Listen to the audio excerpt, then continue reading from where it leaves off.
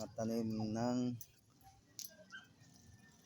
huwa sa kalamansi. Yan o, dahil bunga guys. Yan o. May mga bunga siya, nauubos na siya dito. Yan, may bilanghoy pa siya. Mayroong mga talong. Yan.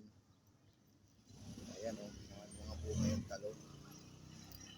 Tapos siya no. O. Tapos mayroon pa siyang parang gabot. Ano? Ito. Kita nyo guys to. Yan. Itim. Ayan yung pula. Nakakain to. Yan. Ayan. Dalawa siya. Ang laking bunga oh. Tapos maasim to guys. Yan. Ayan oh. Oh. Diba? Yan. Ayan mga kalamansi, bilanghoy. Mataas na yung bilanghoy niya oh. Ayan oh. Bilanghoy. Mga talong. Ayan, yung talong. Ito yung kalamansi, yung bunga. Yung bunga yan, kalamansi. Yan oh. Yan. Yan, bunga niya. Yan, talong. So, nila mayroong kalamansi, may kalamansi, may bunga na yung kalamansi guys. Yan o. Yan. O, diba? May mga bunga na sila. Kaya ito naman yung talong. Yan. Tingnan natin kung ang mga tanim ng huwa, yung garden nila.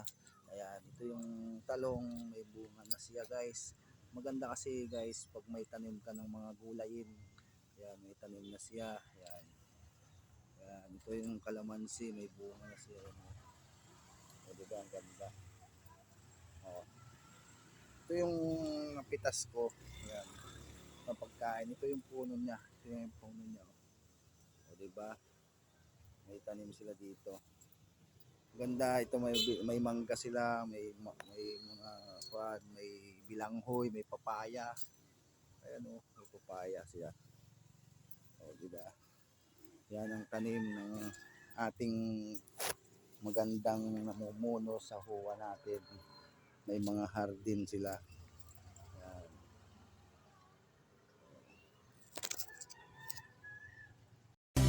You're the reason I believe in love, and you're the answer to my prayers from up above. Maraming araw at gabi ang aking binunong, mga mahal ko ang nagpalakas ng aking loob. Hindi ko napansin ang